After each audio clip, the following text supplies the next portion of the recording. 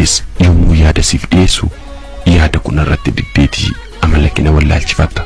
Boontu seenaa sittin taane isheen ani bilbila siif bilbiluuf jedhee motorarraa kufee qaamni koo miidhamee waaqni garuu du'a jalaa na baase sana. Lubbuun guyyaa malee hin baatu akkuma jedhamu lubbuun koo yoo nagaheera. Anis kana hundumaa siif jedhee tan ta'e. Lubbuu koo kana qofaa miti fageenyarraan kan ka'e si arguuf hawwii guddaa godhadhee barbaacha kee gara biyyaa dhufee si arge. Si argus garuu haalli ati itti na simattee waan na gammachiisin turre. Ani waanan si jaalladhuufan barumsa koo dhiisee si arguu dhufe. Si arguun koo garuu dhadhaa ibidda bu'e ta'ee achumaan hafe malee. Abbaa hubatuuf tafkiin ija qabdii jedhama mitiire. Situ na hubachuu dide malee ani kaayyoo guddaa waan sirraa qabuufan dhufe. Ati garuu yaada kee akka dukkana roobaa natti fakkeessite yaadni kee ifanaaf ta'uu hin dandeenye. Boontuu koo wanti hunda caalaa natti dhagahame ani bilbila siif bilbilee dhufeen jira kootti wal arginaa siin jenna barumsarraa dhufuu koo otoo beektuu na hubachuu dhabuu keeti. Uumaa miti ani ammas na miiteetta jedhee sin jibbine. Ammallee baay'een si jaalladha. Sirraa adda bahee jiraachuu tasumayyuu barbaadu. Boontuu koo ani abdii sirraan kutanne si eegan jira kunoo taa'e. Yaada kinaaf jijjiirradhuutii bilbila naaf bilbilii ni araaramnaa naan jedhe. Ani waanan jedhu xumureera. Nagaa naaf ta'e jaalallee koo aanaa horroo ganda Kombolchaa Caancoo keessatti argamtu boontuudhaaf.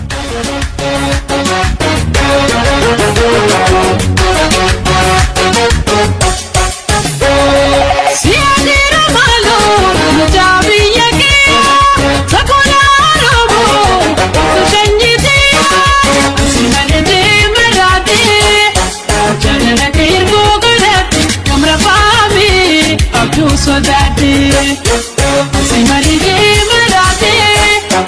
Jana ke bogu date, kemra pami, up so that day. Can we end the family? And the family night. So you know that didn't dia, on the way, can we end the family? And the family night. So you know that didn't dia, on the way, so you know that didn't dia, on the way, so you know that didn't dia, on the way.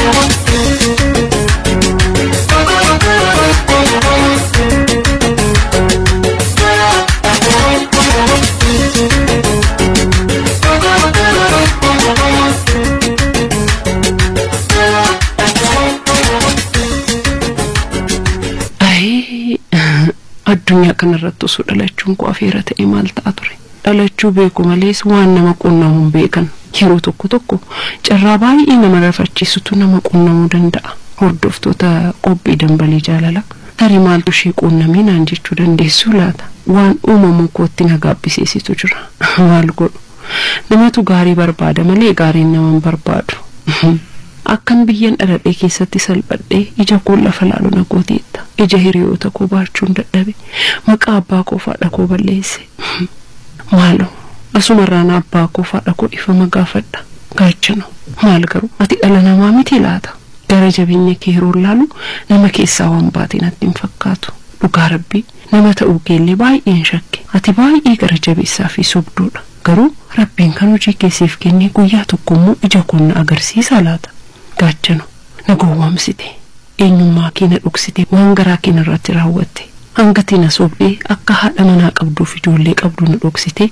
An jaalallee dhugaan siif ta'a. Har'aaf si barbaadee miti jireenyaafan si barbaadee naan jette. Na gowwoomsaa turte hunda waa'ee kees homaayyuun beekuun ture. Nama sin gaafanne gara jabeessa akkasii natti hin fakkaanne. Baay'ee na sobde. Maal garuu ati waaqan sodaattu? Aduun fulbaana jaabara 2014 guyyaa jimaataa baate sun anaaf dukkana. Humtuu keessatti hin argamne ture. Guyyaa sana dhukkubsadhee mana yaalaan deeme. Dooktarri na ilaalee akka garaatti naaf natti hime. Lafan jiru wallaale. Lafni ani irra dhaabbachaa ture osoo baqaqee gadi na liqimsee ta'ee maal ta'a ture. Garamitti ba'u wallaale nar'umme. Imimmaan akka lolaa gannaa toora qabatiin irratti dhangala'e.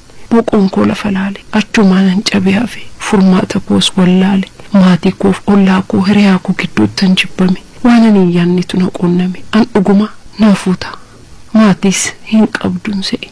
Gaachano erga garaatti naaf booda garuu na baqachuu eegalte ija koos baachuu dadhabde sobni kees naa galaa dhufe gaachanoo ani kanaan dura ani beeku ta'uu dhiiste kan biraa taatee natti argamte yaa guyyaa sana naannoo koo keessatti biyya abbaa koof naannoon dhaladhe keessatti maqaa na balleessite na salphifte ija namaa baachuun dadhabee biyya kootii baduu murteeffadhe maal jedhee biyya abbaa koo keessan jiraadha jedheetan erga ulfi koo guddatee beekames booda hiriyoota koo waliin addaan ba'e maatii koos keessatti nan jibbame naannoo koo keessattis nama kolfaan ta'e egaa gaachanoo akka aadaa keenyaatti durbi ulfooftee osoo hin heerumin mucaa da'uun kolfadha jecha kana hundumaa baadheen osoo hin qaana'u osoo yeella'uun mucaa dheeraa da'e jecha kana hundumaa baadhee maatii koo keessattis jibbame ija hiriyoota koo birattis tuffatame haalli itti jira natti ulfaate haadhi warraa keessa daandii irratti yoo natti dhuftu jecha hin taaneen sammuu koo nama deessu eegalte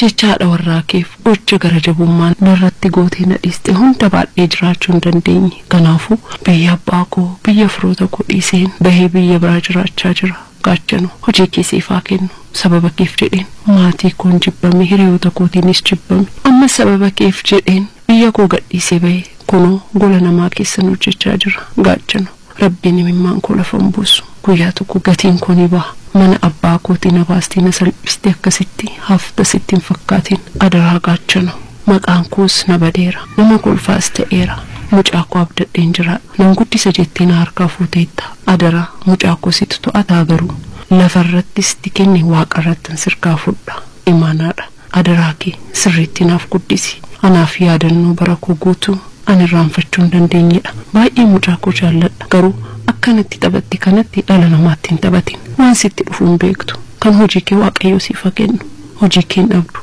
rabbis kanatiin irratti goote kanaaf gatii si baasa anaan immoo nan gatu imimmaan koos lafarratti nan bisu ijoollummaa koo laaltee gocha kana hunda narratti raawwatte gaachanoo kan hojii kee siif kenne rabbiin agarsiisa xumureera nagaatti Tigist Fayyisaa bakka hin jirurra gaachanoodhaaf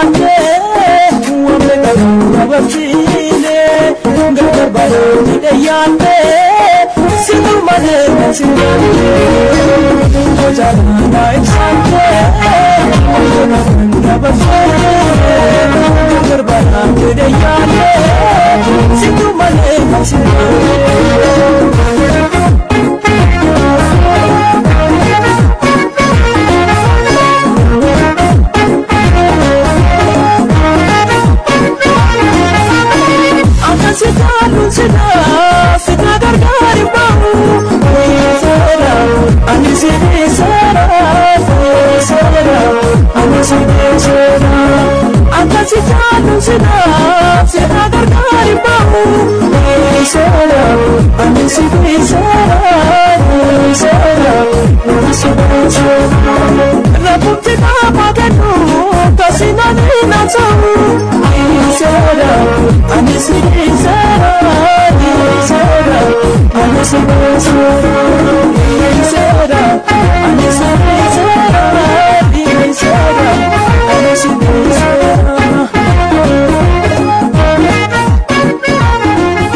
Qophiin dambalii jaalalaa dilbata ganama yeroo hundaa sa'aatii kanatti isiniitiif darbu kan har'aa kuno asitti goolabameetu jira. Turtiin waliin taasiftaniif galanni keenya guddaadha. Yaada karaa lakkoofsa bilbila keenya akkasumas ergaa gabaabaadhaan nu ergitan maraaf galanni keenya guddaadha. Kanarraaf jennee kanuma irratti goolabnee jirra. Torbee dhufu qophiilee kan biroo walitti qindeeffannee walitti deebina. Har'aaf qophii dambalii jaalalaa qindeessee mi'eessee kan isin biraatiin geekee bikii mul'ataa fi aan obsiifilee kan gulaalee ammoo shibbiree kazirooti.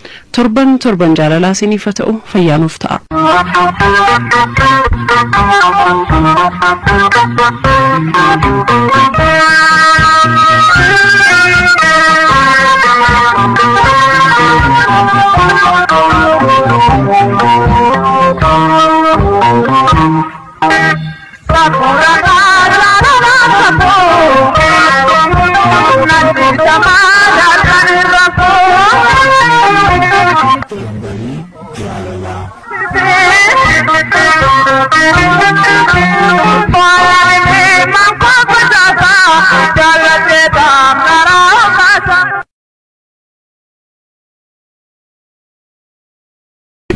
yommuu yaada siif dhiyeessu yaada kun irratti diddeetii amalakina wallaalchifatta boontu seenaa sittin taane isheen ani bilbila siif bilbiluuf jedhee motorarraa kufee qaamni koo miidhamee waaqni garuu du'a jalaa na baase sana lubbuun guyyaa malee hin baatu akkuma jedhamu lubbuun koo yoo nagaheera anis kana hundumaa siif jedhee tan ta'e lubbuu koo kana qofaa miti fageenya irraan kan ka'e si arguuf hawwii guddaa godhadhee barbaacha kee gara biyyaa dhufee si argus garuu haalli ati itti na simattee waan na gammachiisin turre ani waanan si jaalladhuufan borumsa koo dhiisee si arguu dhufe si arguun koo garuu dhadhaa ibidda bu'e ta'ee achumaan hafe malee abbaa hubatuuf tafkiin ija qabdii jedhama mitiire situ na hubachuu dide malee ani kaayyoo guddaa waan sirraa qabuufan dhufe ati garuu yaada kee akka dukkana roobaa natti fakkeessite yaanni kee ifanaaf ta'uu hin dandeenye boontu ko wanti hunda caalaa natti dhagaame ani bilbila siif bilbilee dhufeen jira kootti wal arginaa siin jennaan barumsarraa dhufuu koo otoo beektuu na hubachuu dhabuu keeti uumaa miti ani ammas na miiteetta jedhee sin jibbine ammallee baay'een si jaalladha sirraa adda bahee jiraachuu tasumayyuu hin barbaadu boontu ko ani abdii sirraan kutanne si eegaan jira kunoo taa'e yaada kinaaf jijjiirradhuutii bilbila naaf bilbilii ni araaramnaa naan jedhi ani waanan jedhu xumureera nagaa naaf ta'e jaalallee ko aanaa horroo ganda komboolchaa caancoo keessatti argamtu boontuudhaaf.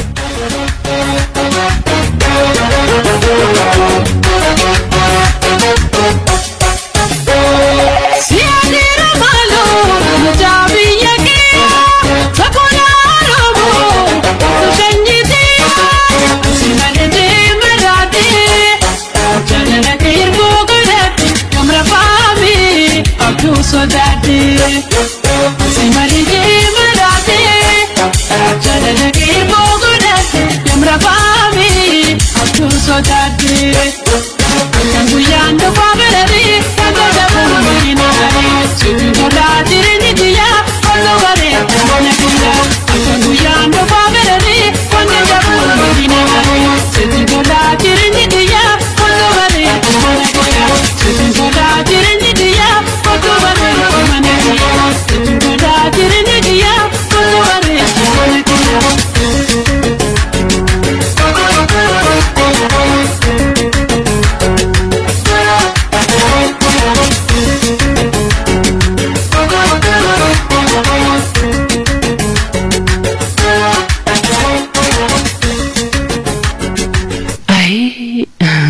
Addunyaa kanarratti osoo dhalachuun koo afeera ta'e maal ta'a ture. Dhalachuu beeku malees waan nama qunnamuun beekan yeroo tokko carraa baay'ee nama rafachiisutu nama qunnamuu danda'a. Hordoftoota qophii dambalii jaalala tarii maaltu ishee qunnamee naan jechuu dandeessu laata? Waan uumamu kootti na gaabbisiisitu jira.